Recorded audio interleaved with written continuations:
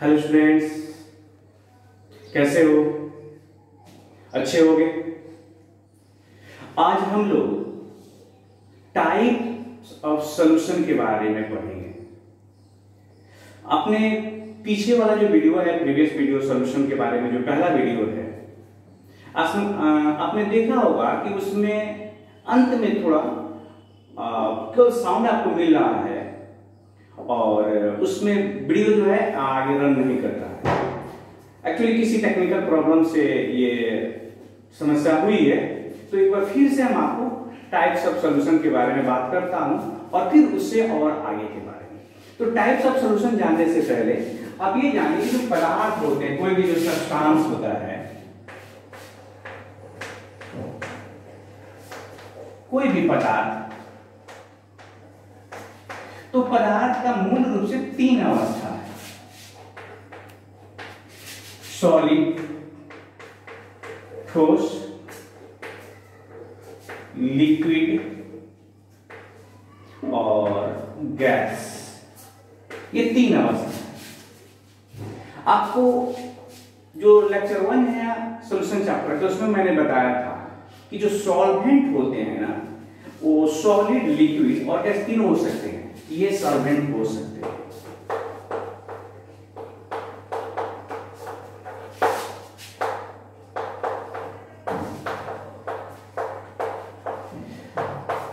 किसी भी सॉल्यूशन के सॉलिड भी सॉल्वेंट हो सकता है, लिक्विड भी और गैस भी। सॉल्वेंट, आपको याद होगा कि सॉल्वेंट सॉल्यूशन में सॉल्यूट के अपेक्षा ज्यादा मात्रा में होता है। तो जो भौतिक अवस्था सॉल्वेंट की होती है, उसी के आधार पर सॉल्यूशन का नाम दिया जाता है। इस तरह से सॉल्यूशन जो हो जाता है तीन तरह के हो जाते हैं। एक को कहते हैं हम लोग सॉलिड सॉल्यूशन,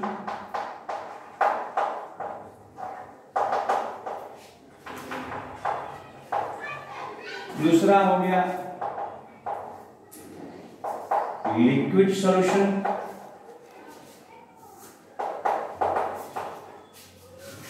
और तीसरा हो गया गैसियस सॉल्यूशन। ठोस विलयन, द्रव विलयन और गैस।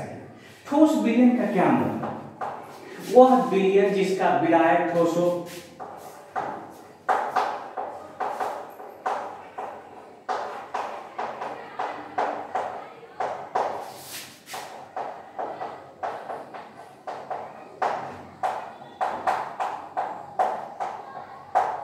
ठोस हो। उसी तरह से द्रव विलयन का मतलब बिल्कुल सिंपल, जिस विलयन का विलायक द्रव है उसको द्रव विलयन, और जिस विलयन का विलायक गैस है उसी गैसियस विलयन।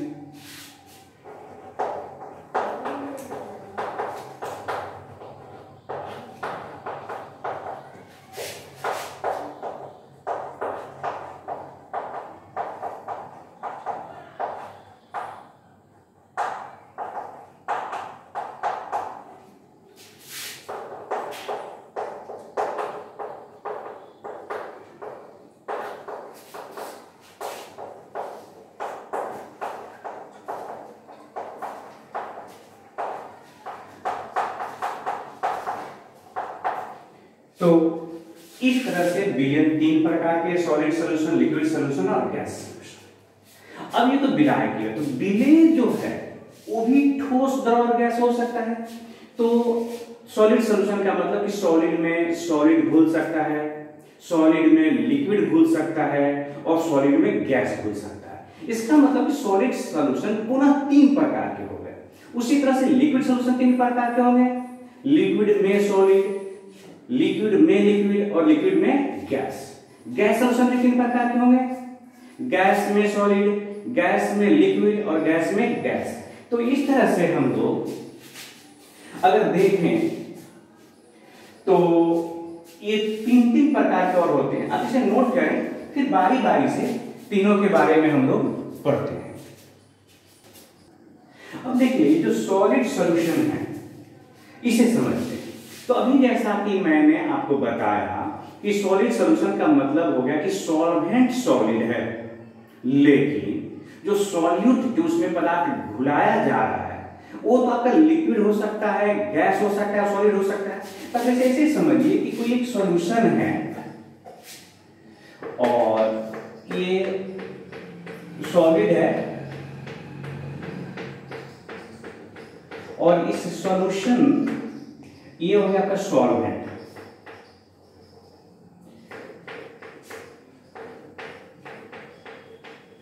सॉल्वेंट है, कैसा है तो सॉलिड है, ये सॉल्वेंट है और वो सॉलिड है। अब इसमें क्या क्या घुल सकता है, तो इसमें घुल सकता है दूसरा सॉलिड, सॉलिड में सॉलिड घुल सकता है, इसमें घुल सकता है लिक्विड, इसमें घुल सकता है गैस। इस तरह इसका मतलब कि सॉलिड सॉलिड सॉल्यूशन हो जाएगा, सॉलिड लिक्विड सॉल्यूशन हो जाएगा, सॉलिड गैस सॉल्यूशन। तो सॉलिड सॉलिड सॉल्यूशन का एक दो कुछ एग्जांपल समझने की कोशिश करते हैं कि सॉलिड सॉल्यूशन का क्या मतलब हुआ। तो जिसका विलायक और विलेय दोनों सॉलिड, उसको क्या कहेंगे सॉलिड सॉल्यूशन। अगर उसी तरह से हमें सॉलिड लिक्विड तो वह विलेय जिसका विलायक सॉलिड हो और विलेय क्या हो लिक्विड हो। सॉलिड गैस सॉल्यूशन तो जिसका विलायक जो है सॉलिड हो और विलेय क्या हो गैस हो। तो उदाहरण समझिए, आपके पास जो मिश्र धातु है, जैसे उदाहरण के तौर पे अगर हम लोग बात करें ब्रास की, तो आप जानते हैं कि ये कॉपर और जिंक से मिलकर बना रहता है। तो कॉपर और जो जिंक है, कॉपर भी सॉलिड और जिंक भी सॉलिड, दोनों मिला ब्रास बना, वह एक तरह का सॉल्यूशन है जिसका नाम होगा सॉलिड सॉल्यूशन। क्या हमने 22 कैरेट गोल्ड, 22 कैरेट का सोना, ये भी है। एक मिनट पर समझते हैं हम लोग 22 कैरेट के सोना का मतलब।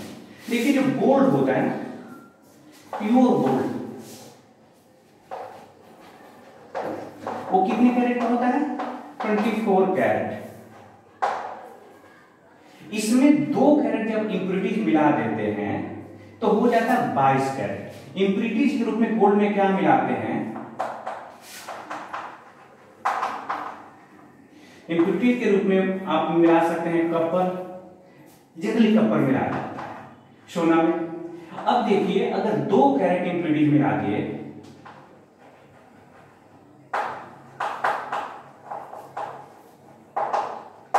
तो ये हो गया कितना, अब ये 22 कैरेट हो गया। 22 कैरेट गोल्ड का क्या मतलब हुआ, तो 2 कैरेट इसमें अशुद्धि के रूप में कॉपर मिला है। आपको ये जानना चाहिए कि 1 जो कैरेट है, पहले तो ये जाने कि कैरेट की सहायता से सोना, गोल्ड और डायमंड इत्यादि जो होते हैं ना, उसकी शुद्धता की माप की जाती है। 1 carat equal to 200 mg, 200 milligram को 1 कैरेट कहते हैं, याद रखना आपको। और इससे क्या आप मापते हैं, तो कैरेट की सहायता से जो गोल्ड है,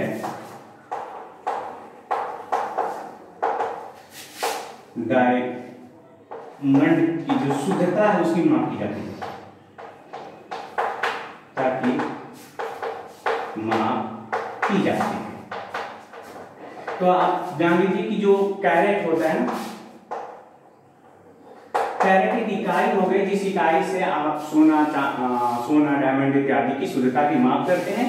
याद रखिएगा शुद्ध सोना जो होता है आप जानते हैं जो 24 कैरेट का होता है, मतलब उसमें कोई अशुद्धि नहीं। 2 कैरेट उसमें अशुद्धि के रूप में कॉपर मिला दिया, अब हो गया 22 कैरेट। 1 कैरेट का मतलब होता है 200 mg। तो इस तरह से, और भी जैसे जर्मन सिल्वर, अगर मैं दूसरा के एक उदाहरण ले लूं तो इसी में जब आप मिला देते हैं निकेल तो हो जाता है क्या चीज, जर्मन सिल्वर। तो इस तरह से ये सॉलिड सॉल्यूशन का एग्जांपल हो गया। अगर हम लिक्विड सॉल्यूशन की बात करें तो लिक्विड का मतलब हुआ कि आपके पास सॉलिड है और उसमें लिक्विड घुला हुआ है। तो आप ऐसे देखें कि आपके पास सोडियम है Na, अब ध्यान दें सोडियम सॉलिड है, और इसमें आपने डाल दिया Hg। ये क्या है? लिक्विड है। ये बन गया आपका अमलगम ऑफ मरकरी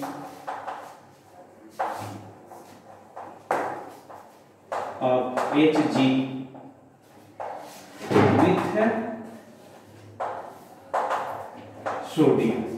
तो देखिए सोडियम क्या है? ठोस है, उसमें क्या मिला दिया गया? द्रव बन गया, सोडियम का अमलगम हो गया और इस तरह से ये सॉलिड लिक्विड का उदाहरण हो गया। अगर गैस की बात करें तो जो प्लैटिनम होता है उस पे जाकर के हाइड्रोजन जो है अधिशोषित हो जाता है। अधिशोषण के बारे में हम लोग इसी चैप्टर में आगे पढ़ेंगे।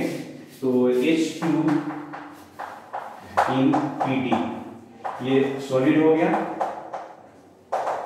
और H2 क्या हो गया? ये गैस हो गया। तो गैस जाकर के ठोस में जुड़ गया। इस तरह से ये सॉलिड लिक्विड का, सॉलिड सॉलिड का, सॉलिड लिक्विड का और सॉलिड गैस का ये एग्जांपल हो गया। दूसरा जो है, जो ज्यादा महत्वपूर्ण है, वो है लिक्विड सॉल्यूशन।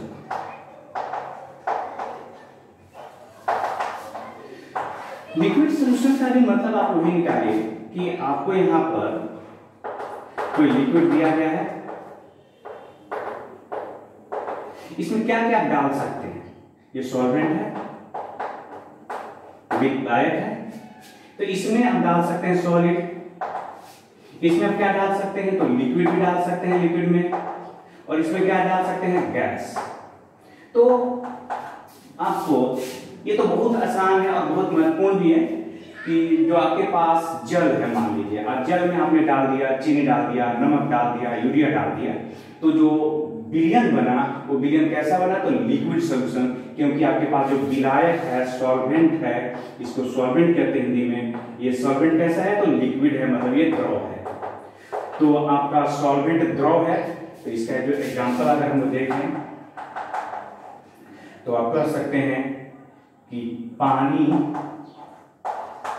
में चीनी, या पानी में नमक, पानी में यूरिया, इटीसी। द्रव में द्रव, आपके पास अल्कोहल है, उसको आपने पानी में डाल दिया, अल्कोहल भी द्रव है। तो जल में अल्कोहल, अगर अल्कोहल में अगर आप डाल देते हैं वाइन, जिसका शुद्ध होता है C2H5OH, ये इथाइल अल्कोहल हो गया, जल में घुलनशील होता है।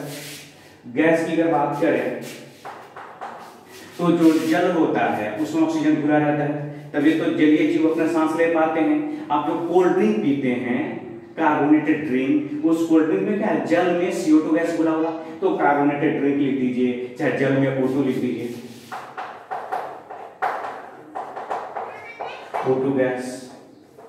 तो इस तरह से लिक्विड सॉल्यूशन का मतलब हो गया कि वह विलयन, जिस विलयन का विलायक जो है द्रव है और विलेय ठोस, द्रव या गैस कुछ भी है। जब विलायक द्रव हो, विलेय ठोस हो, तो उदाहरण आपके आसपास में बहुत सारा है। पानी द्रव हो गया, उसमें हमने चीनी, नमक, यूरिया इत्यादि घोल दिया। अगर आपके पास द्रव में द्रव की बात करें तो जल है, उसमें आपने अल्कोहल डाल दिया। गैस की में अगर घुलने की बात करें तो जल है, उसमें ऑक्सीजन गैस घुला दिया आपने, CO2 गैस घुला दिया। तो ये उसके एग्जांपल हो जाते हैं। डेफिनेशन लिख लेना, इसमें कुछ है नहीं। क्या लिखेंगे अगर हमें सॉलिड सॉल्यूशन का लिखना हो? तो वह विलयन जिस विलयन का विलायक ठोस हो और विलेय ठोस द्रव गैस कुछ भी हो। लिक्विड सॉल्यूशन के बारे में, वह विलयन जिस विलयन का विलायक जो है वो द्रव हो और विलेय ठोस द्रव गैस कुछ भी हो। एक और आ गया गैसीय विलयन, थोड़ा सा उसके उदाहरण को हम लोग देखें, तब तक आप इस एग्जांपल को नोट करें। गैसीय सॉल्यूशन का मतलब हो गया कि जो आपका सॉल्वेंट है, ये गैस है, ये है सॉल्वेंट। गैस है, इसमें क्या घुल सकता है? तो सॉलिड। आप इसमें लिक्विड भी तो घुला सकते हैं, और गैस में, गैस के बारे में कौन नहीं जानता, तो इसमें आप गैस घुला सकते हैं। उदाहरण के तौर पे अगर हम बात करें कि गैस जो है उसमें सॉलिड घुला हुआ है, तो जो कपूर होता है वो नाइट्रोजन गैस में घुल जाता है। तो आप कह सकते हैं कपूर ठोस है, कैम्फर कपूर कहते हैं,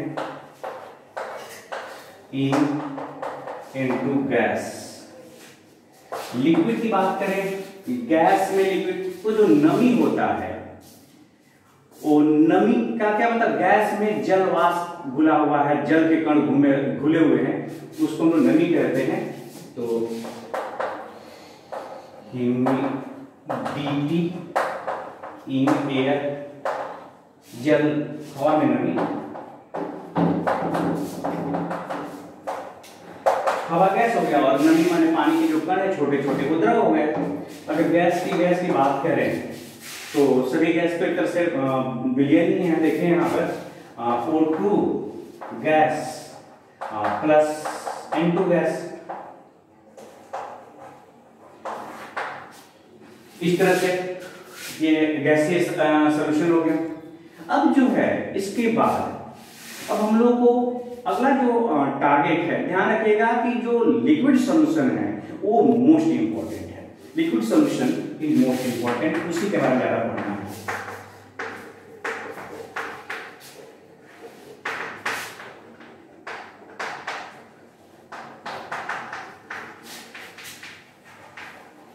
मोस्ट इंपॉर्टेंट लिक्विड सॉल्यूशन का क्या मतलब कि जिस विलयन का विलायक द्रव एवं विलेय ठोस द्रव या गैस कुछ भी उसको लिक्विड सॉल्यूशन कहते हैं। अब देखिए जो सेकेंड टॉपिक है क्लासिफिकेशन ऑफ सॉल्यूशन के बाद, वो है expression of concentration of solution. विलयन की जो सांद्रता होती है उसे व्यक्त करना। तो आइए थोड़ा सा इसमें से भी आज क्लास में देखते हैं हम लोग, तब तक उसको आप नोट करें। अब देखिए अगला जो हम लोग का टॉपिक है वो है विलयन की सांद्रता व्यक्त करना। तो विलयन की जो सांद्रता है वो कैसे व्यक्त करते हैं इसे समझने की कोशिश करते हैं हम लोग कि विलयन की जो सांद्रता है, expression of concentration of solution, विलयन की सांद्रता आप कैसे व्यक्त करेंगे। तो अब देखिए इसे समझने के लिए आपको यहाँ एग्जांपल लेते हैं। ये हमारे पास 3 गिलास हैं और तीनों गिलास में हमने क्या किया, पहले पानी बराबर बराबर पानी डाल दिया। ये बराबर आकृति गिलास है। उसके बाद ध्यान दीजिएगा मैं क्या कहने जा रहा हूं, इन शब्दों पे ध्यान देना। हमारे पास 3 गिलास है और प्रत्येक गिलास में बराबर पानी डाल करके हमने पहले वाले गिलास में 1 चम्मच चीनी डाल दी। मिठाई पदार्थ डालते हैं हम लोग 1 चम्मच, इसमें हमने 2 चम्मच चीनी डाल दिया और इसमें हमने चीनी जो है वो 3 चम्मच डाल। अब मैं आपसे 2 प्रश्न करूंगा। पहला प्रश्न ये है कि इसमें से ज्यादा मीठा कौन सा पानी लगेगा। तो स्वाभाविक तौर पे आप जवाब देंगे कि तीसरा जो गिलास है वो ज्यादा मीठा लगेगा। तो इसका आंसर होगा कि तीसरा गिलास। लेकिन कल्पना करिए कि हमने आपको ये नहीं बताया कि किसमें कितना चीनी है और तीनों को बारी बारी से चखने के लिए आपको दे दिया जाए और जो सबसे ज्यादा मीठा लगे या कम मीठा लगे जो भी हुआ लगे, अगर मैं आपको लगे कि हाँ पहला सबसे ज्यादा मीठा था और मैं पूछूं कि जब चीनी किसमें ज्यादा था, तो स्वाभाविक तौर पे जो सबसे ज्यादा मीठा लगेगा आप कहेंगे कि चीनी की मात्रा उसी में सबसे ज्यादा थी। तो अगर आपको चीनी की मात्रा दे दी गई तो आप मिठास के बारे में बता सकते हैं या मिठास की जानकारी दे देगी। ध्यान दे रहे हैं ना, अगर मिठास की जानकारी दे दी गई तो चीनी की मात्रा के बारे में बता सकते हैं तुलनात्मक रूप से कि चीनी किसमें ज्यादा और किसमें कम है। तो हम लोग विलयन के पदों में कहते हैं ये सबसे अधिक शांत हुआ, सबसे अधिक शांत। और ये सबसे कम सांद्र, सबसे कम सांद्र। अब देखिए, तो सांद्रता क्या है?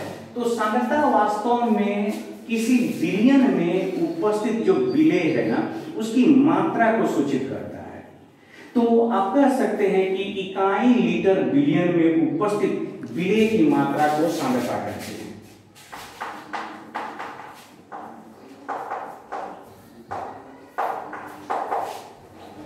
लीटर विलयन में उपस्थित विलेय की मात्रा को सांद्रता कहते हैं। इसी जो यूनिट होता है ना, इकाई, वो होता है ग्राम पर लीटर। ग्राम पर लीटर में आप सांद्रता को हमेशा मापते हैं, या ग्राम पर एमएल भी कर सकते हैं। अब देखिए, ये समझ गया कि सांद्रता का मतलब हो गया जिस विलयन हम लोग गाढ़ापन कहते हैं, जिसको गाढ़ा घोल और पतला घोल, तो जो वो जितना ज्यादा गाढ़ा है उतना ही ज्यादा क्या है, वो सांद्र है। तो दो चीजें हमें पता चला, इसमें चीनी ज्यादा है तो ज्यादा सांद्र है, या हम कह सकते हैं चीनी ज्यादा है तो ये ज्यादा मीठा है। तो सबसे पहले तो जानिए, यहाँ एक लाइन लिखा हुआ है, किसी विलयन का जो संगठन है, कंपोजिशन, उसकी सांद्रता से व्यक्त कर सकते हैं। दूसरा बहुत महत्वपूर्ण बात है, सांद्रता जो है गुणात्मक या मात्रात्मक रूप से व्यक्त होती है। गुणात्मक करने का मतलब हुआ कि जब चीनी ज्यादा मीठा होना, ये गुण बता दिया। मात्रात्मक माने ज्यादा मात्रा में चीनी होना। तो आपको सांद्रता जो है गुणात्मक रूप से या मात्रात्मक रूप से सांद्रता के बारे में आपको सूचना दे सकते हैं। अब जो है सांद्रता को कई प्रकार से व्यक्त किया जाता है। विलयन की सांद्रता को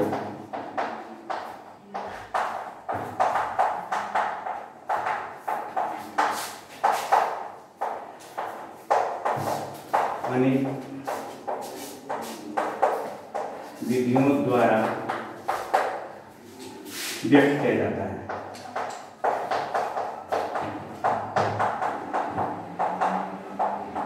हम लोग भी कई विधियों की चर्चा करेंगे, उसमें से जो पहला है वो है द्रव्यमान प्रतिशत के रूप में।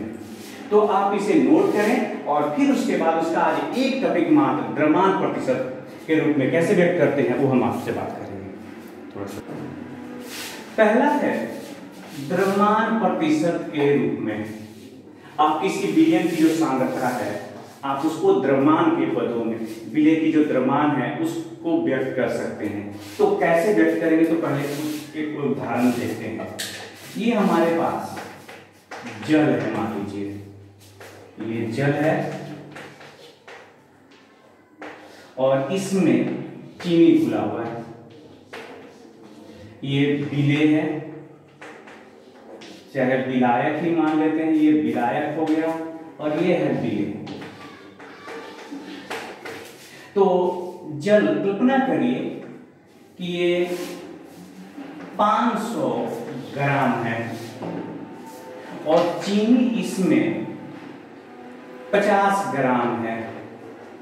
तो देखिए जो विलायक है उसको भी हमने ग्राम के रूप में, द्रव्यमान के रूप में व्यक्त किया, और जो विलेय है उसको भी द्रव्यमान के रूप में व्यक्त किया। तो जब किसी विलयन की सांद्रता इस तरह से व्यक्त करें कि विलायक और विलेय दोनों का वहां पर द्रव्यमान के रूप में व्यक्त किया जाता है, तब उसको हम लोग द्रव्यमान प्रतिशत कहते हैं। देखिए किसी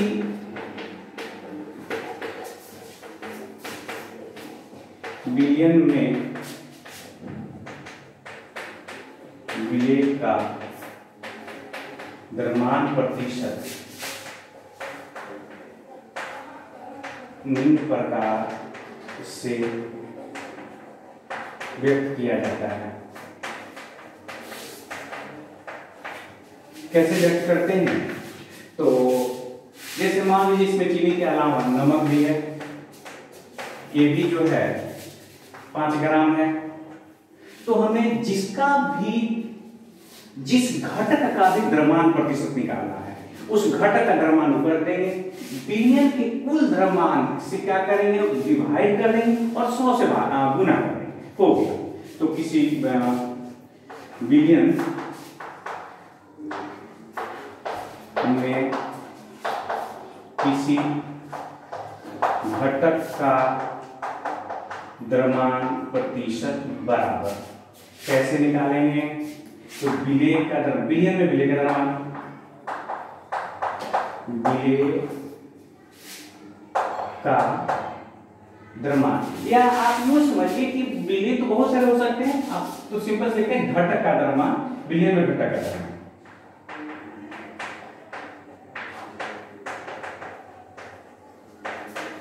का द्रव्यमान गुणे आप कर दीजिए 100 और डिवाइड कर दीजिए विलयन का कुल द्रव्यमान, बस ये जो आपको वैल्यू देगा यही जो है द्रव्यमान प्रतिशत। उदाहरण के तौर पे एक यहाँ एग्जांपल समझने की कोशिश करते हैं। मान लीजिए कि एक बोतल है,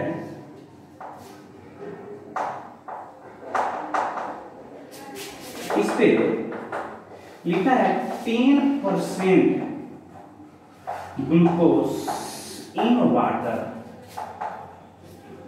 10% glucose in water by mass.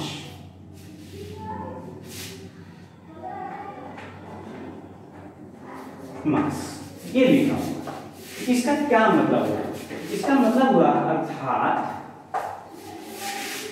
10 ग्राम, ध्यान दीजिएगा 10% glucose in water by mass, मतलब कि जल में 10% ग्लूकोज है द्रव्यमान की दृष्टि से। इसका मतलब यह हुआ कि 10 ग्राम ग्लूकोज 90 ग्राम जल में घुला हुआ है, या यूं कहिए कि विलयन है कुल 100 ग्राम, उस 100 ग्राम विलयन में से 10 ग्राम क्या है, ग्लूकोज है, अर्थात 10 ग्राम ग्लूकोज 90 ग्राम जल में घुला है। यही इसका मतलब हुआ। 10% ग्लूकोज लिखा हुआ, इसका मतलब हो गया बाय मास कि 10 ग्राम ग्लूकोज है कितने ग्राम में, 90 ग्राम जल में। अगर यही लिखा रहता 5 ग्राम ग्लूकोज का, इसका मतलब कितना हुआ, 5 ग्राम ग्लूकोज 95 ग्राम पानी में घुला हुआ है। अब देखिए एक और महत्वपूर्ण बात हम लोग करने जा रहे हैं। जो सोडियम हाइपोक्लोराइट होता है उसको जल में डालते हैं और जल में डालकर घोल करके उसके जो विलयन बनाते हैं उसकी कमर्शियली उपयोग किया जाता है।